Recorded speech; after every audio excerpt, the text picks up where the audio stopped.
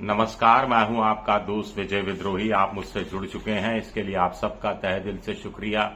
अगले 7-8 मिनट आपसे जुड़े रहने की कोशिश करूंगा। तो पश्चिम बंगाल में टीएमसी पार्टी में टूट की संभावना या आशंका के बीच ममता बनर्जी कोलकाता के बाजार में नजर आई, बहुत भारी मैसिव रैली की और उसमें सबको सन्मति दे भगवान ईश्वर अल्लाह तेरो नाम महात्मा गांधी के भजन को गाया और इसके जरिए एक राजनीतिक मैसेज देने की कोशिश की। तो वाकई में क्या टीएमसी टूटने वाली है? क्या टीएमसी के 80 में से आधे से ज्यादा विधायक पाला बदलने की फिराक में है? क्या ममता के हाथ से पार्टी छूटती जा रही है या ये सब फिर एक शोशेबाजी पॉलिटिकल पोस्चरिंग हो रही है? कुछ तो है। इससे तय होता है कि जब ममता ने कोलकाता में अपने 80 विधायकों को एक बैठक में बुलाया था तो उसमें से सिर्फ 20 ने ही भाग लिया, 60 नदारद रहे। 60 का कहना था कि उनके इलाके में जनता के बीच में है, वो जनता की समस्याओं का निवारण करने में लगे हुए हैं। लेकिन ये बात किसी को हजम नहीं हुई। इसके बाद से ही मीडिया के एक वर्ग ने अचानक से इस खबरों को सामने लाना शुरू कर दिया कि 80 में से 40 विधायकों ने अलग से बैठक कर ली है, होटल में मिल लिए हैं। फिर ये संख्या बढ़कर 50 हो गई, फिर ये संख्या 50 से बढ़कर 60 तक पहुंच गई। 80 में से अगर आपको अलग विधायक दल बनाना है तो 2/3 आपके साथ होने चाहिए दल बदल कानून से बचने के लिए, तो 54 होने चाहिए। तो क्या 54 विधायकों का जुगाड़ हो गया है? क्या 80 विधायक जो चुने गए उसमें से सिर्फ 26 ही ममता के साथ खड़े दिखाई दे रहे हैं?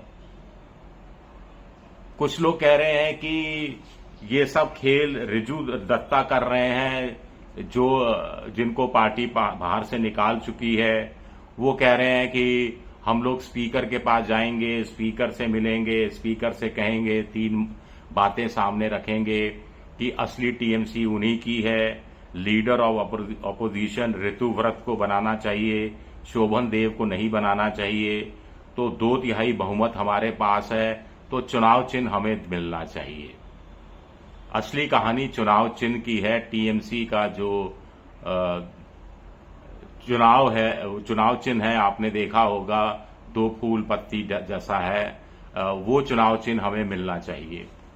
ये कुछ महाराष्ट्र पैटर्न का ऑपरेशन लोटस है। अगर ये ऑपरेशन लोटस है, महाराष्ट्र में भी शिवसेना 2 फाड़ हुई, शरद पवार की पार्टी 2 फाड़ हुई, अजीत पवार जो अलग हुए और उधर एकनाथ शिंदे जो अलग हुए, उन्होंने चुनाव चिन्ह पर कब्जा करना चाहा, पार्टी के खजाने पर कब्जा करना चाहा, पार्टी के दफ्तरों पर कब्जा करना चाहा और इसके लिए लड़ाई सुप्रीम कोर्ट तक गई और उन्हीं के हक में फैसला गया। यानी चुनाव चिन्ह अगर कोई धड़ा अलग होने के बाद कब्जा कर लेता है तो मूल पार्टी पूरी तरह से टूट जाती है। मूल पार्टी का कोष भी उनके हाथ से निकल जाता है, उनके भवन दफ्तर वो भी उनके हाथ से निकल जाते हैं। और सबसे बड़ी बात है कि जिस चुनाव चिन्ह को खून पसीने से सहेज कर, खींच कर, सींच कर वो इतना आगे तक लेकर जाते हैं मतदाताओं के बीच में, वहां भी झटके से चुनाव चिन्ह निकल जाता है और आपको नए चुनाव चिन्ह के साथ जनता के बीच में जाना पड़ता है, जो शून्य से स्टार्ट करने जैसा होता है। तो क्या ये बीजेपी की सोची समझी चाल है? अगर बीजेपी की चाल है तो ये लोग अलग से एक पार्टी क्यों बना रहे हैं? सीधे सीधे बीजेपी में के साथ शामिल क्यों नहीं हो जाते 2/3 विधायक? बीजेपी तो चाहेगी कि उनकी पार्टी में शामिल हो जाएं, क्योंकि अलग से ये गुट बना रहेगा तो सिरदर्द पैदा करता रहेगा। कब वापस ममता के साथ चला जाए कोई भरोसा नहीं। लोकसभा चुनाव में, म्युनिसिपैलिटी के चुनाव में, पंचायतों के चुनाव में सीटों की मांग करेगा